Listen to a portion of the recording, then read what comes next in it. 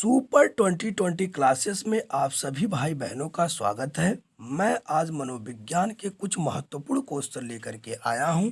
यदि आपको यह वीडियो पसंद आए तो इसे लाइक, शेयर और सब्सक्राइब जरूर करिएगा। पहले क्वेश्चन की तरफ चलते हैं। थार्डनाइट का सिद्धांत निम्न में से किस श्रेणी के अंतर्गत आता है? तो मैं बता दूं, थार्डनाइट का सिद्धांत व्यवहारवादी सिद्धांत के अंतर्गत आता है। Option number is the right answer होगा।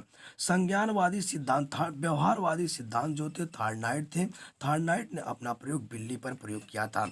संज्ञानवादी सिद्धांत जो थे वो कॉलर थे। मनोविश्लेषणवाद के सिद्धांत सिगमंड फ्रायड थे। अगले क्वेश्चन की तरफ चलते हैं। सीखने के वक्र किसके सूचक थे? सीखने के वक्र सीखने के प्रगति के सूचक थे। Option number A is the right answer होगा। Option number A is the right answer होगा। सीखने का वक्र सीखने के सूचक के प्रगति के सूचक थे। व्यक्तित्व का सामाजिक अधिगम सिद्धांत किसने दिया था? व्यक्तित्व का सामाजिक अधिगम सिद्धांत बंडूरा तथा वाल्डेयर ने दिया था। बंडूरा तथा वाल्डेयर ने व्यक्तित्व का सामाजिक अधिगम सिद्धांत दिया था। तो वाल्डेयर तथा बंडूरा ने दिया था। युंग ने मनोविश्लेषणात्मक वाद के सिद्धांत युंग ने दिया था। नेक्स्ट क्वेश्चन की तरफ चलते हैं। मिरर ड्राइंग परीक्षण निम्न में से किसके मापन हेतु प्रयुक्त किया जाता है? तो option number C is the right answer. अधिगम के लिए किया जाता है। मिरर ड्राइंग परीक्षण जो है का मापन अधिगम के लिए किया जाता है, इसलिए option number C is the right answer होगा। Option number C is the right answer होगा। केंद्रीय प्रवृत्तियों की माप क्या है? तो वह माध्यिका है। केंद्रीय प्रवृत्तियों की माप माध्यिका है। Option number B is the right answer होगा। केंद्रीय प्रवृत्तियां जो होती हैं एक प्रकार की सांख्यिकी प्रवृत्तियां हैं जिसके अंतर्गत माध्यिका और बहुलक शामिल हैं। केंद्रीय प्रवृत्तियों के माप माध्यिका और बहुलक शामिल है, इसलिए option number B is the right answer होगा। निम्न में कौन शेष से भिन्न है? तो निम्न में कौन शेष से भिन्न है? तो मैं बता दूं कि option number B is the right answer होगा। 16 पीएफ जो है एक प्रकार का व्यक्तित्व परीक्षण है। बाकी TAT, cloud picture test, doctor MIN test एक प्रेक्षीय तकनीकी होती हैं। एक प्रेक्षीय तकनीकी है, जबकि 16 पीएफ एक प्रकार का व्यक्तित्व परीक्षण है। नेक्स्ट क्वेश्चन की तरफ चलते हैं। विकासात्मक कार्य के प्रत्यय के प्रतिपादक कौन थे? विकासात्मक कार्य के प्रत्यय के प्रतिपादक रॉबर्ट हैंगस्टर थे, इसलिए option number B is the right answer होगा। विकासात्मक कार्य के प्रत्यय के प्रतिपादक रॉबर्ट हैंगस्टर थे। Option number B is the right answer होगा।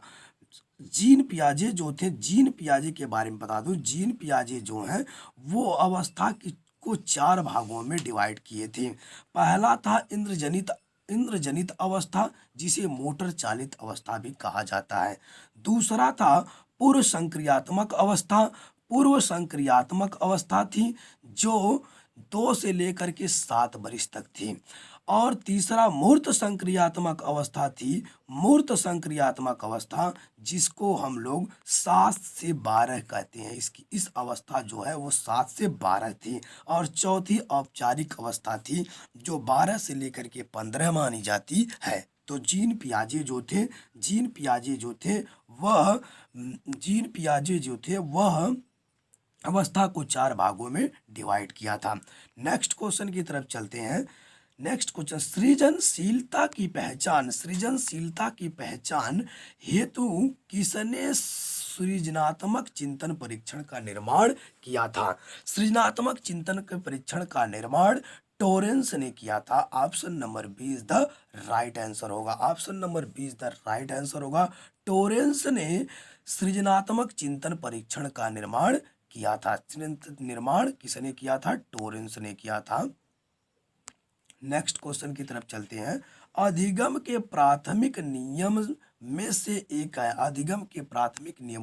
एक है वो प्रभाव का नियम है।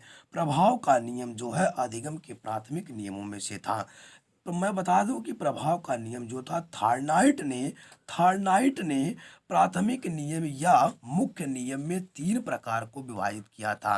पहला था प्रभाव का नियम, दूसरा तत्परता का नियम और तीसरा साहचर्य का नियम था। थार्नाइट जो था वह प्रथम नियम जो था उसका प्रभाव का नियम था। थार्नाइट जो था वह मुख्य नियम और गौड़ नियम 5 दिए थे और मुख्य नियम जो थे वो 3 दिए थे। नेक्स्ट क्वेश्चन की तरफ चलते हैं। निम्न में से किसने अन्वेषण के ऊर्ध्व उपागम का उपयोग किया था? निम्न में से किसने अन्वेषण के ऊर्ध्व उपागम का उपयोग किया था? तो option number A is the right answer होगा। केस अध्ययन में किया था। केस अध्ययन में ऊर्ध्व उपागम का प्रयोग किया था। यदि यह वीडियो आपको पसंद आए तो इसे लाइक शेयर और सब्सक्राइब जरूर करिएगा।